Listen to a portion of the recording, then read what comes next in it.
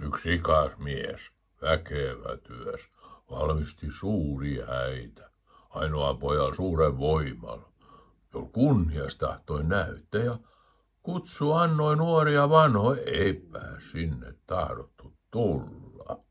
Hän käsi mennä sekä sinne ja tänne vieraai kutsumaan häihin. Kutsutut ei niin tyhmät, eikö tullut pitoi näihin. Otit esteen, heitän säästän, tulit niin pahoin päivin. Hän kutsui tykös yhden ystävistänsä. Lupaisi hänen hyväs pitää. Hän vastasi niin. En mahdu mä siinä. En taida myös tehdä sitä. Vaimon otin, se minun suotin. Enpä mä tottele muuta mitään. Hän sai jälleen toiselle ystävällensä. Ei minulle mitään puutu. Tuli iloitsemaan mun huoneeseen. Äläkä sinä minun suutu. Kuul rukouksen. Tule tykön tän. Parhaaksu kaikki muuttuu. Se taas vastasi.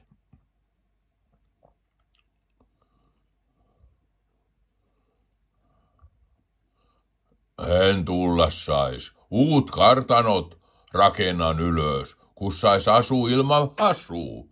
Sinne mä tahdon tänäpä mennä pyynnös. Sanoi jälleen koht palvelijalleensa. Vieras kolmas tän vedät. Kiirut sinus, jo tulee pimyys. Väki hänes laskee levät. En enää odot enkä herkkuu kokot. Uksen kiinni paiskaan perät. Kiitos.